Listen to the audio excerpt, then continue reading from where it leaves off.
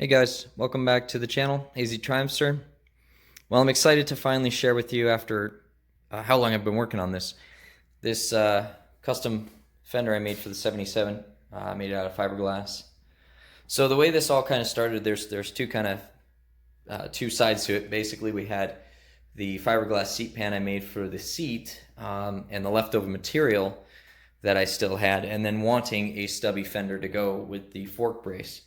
So I'm at Dean Speed Customs one day, weeks ago, and there's a wrecked Suzuki V-twin small displacement sitting on the side of the shop with this fender on it, and I just kind of caught my eye, and I thought, hey, that looks like the right width and diameter and curvature that it would fit. So I was right.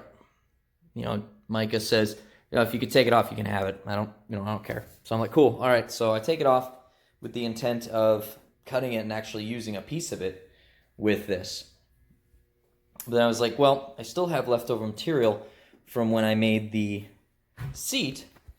So I actually just gave it a shot. So what I did ultimately is I used some plastic and I laid it in here in this side.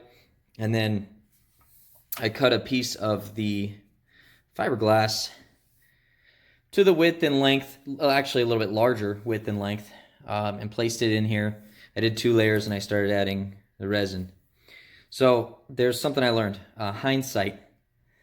A couple of things. It would have been better to coat this instead of use plastic, and it would have been better to cut this in strips and lay them in lengthwise and layer it. 2 things happened because I used a thick plastic and because I used a, 2 pieces of fiberglass that were too big, basically. So everything that the plastic and the fiberglass that was trying to fit to the curvature and of this fender had to essentially bend and create creases and bubbles and everything. So when it was all said and done and I peeled it out of here, it had a lot of as I started sanding it and cutting it to shape, I uncovered a lot of holes,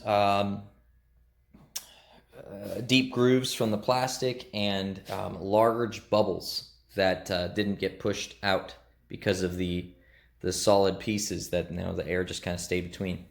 So after I got done working all those out, I proceeded to use layers upon layers of Bondo spot putty, which is really just for pinholes and kind of small blemishes. But I did multiple layers and thin layers, and I just layered it and layered it and layered it and kept sanding and sanding and sanding. It took forever. But ultimately, the outcome after I did several layers of primer and even some other colors of gloss or just regular paint that I had laying around just to kind of fill in the shape, this was the outcome. So, and then what I ended up doing is I put the fender under the fork brace and I marked it up, measured, drew out where I wanted to drill these holes. And then I went to the hardware store and I bought these half clamps and then some small button head bolts for the underside for clearance, and then these acorn nuts for the top. So all in all, I'm very happy with how it turned out. I mean, this bike has always been from the beginning to an extent a garage budget build, if you will. But on the same token, I like to try new things, get my hands dirty, and give it a shot.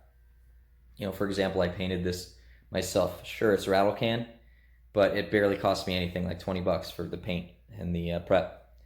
So this fender, technically, if you're not counting the cost of the supplies because it was left over from doing the seat, the hardware was really the only cost I was out, and that was maybe 10 bucks. So yeah, it turned out great. I owe thanks to Micah Dean of Dean Speed Customs for allowing me to use the bandsaw to trim this and the sander, and he also helped me trim down the shape of the clamps so they were rounded instead of squared. But yeah, so you know, a lot to be learned from the process, but this just goes to show that if any of you out there are restoring or building something that's your own, and you have the will to try to do it yourself, I say go for it. Instead of spending over $200 on a fender from a company that you're basically paying for the labor, give it a shot. What's the worst that'll happen? It doesn't work out and you can either try again or buy one after all. So I hope you guys enjoyed this. I certainly had fun making the fender, spending the hours on it, sanding and layering and sanding, and just repeating the process to a degree is somewhat therapeutic, so I enjoyed that part of it as well. But I hope you all can take away from this. Subscribe to the channel because, as you know, this 77 is a constant project. Like the video, and until next time, stay safe out there, guys.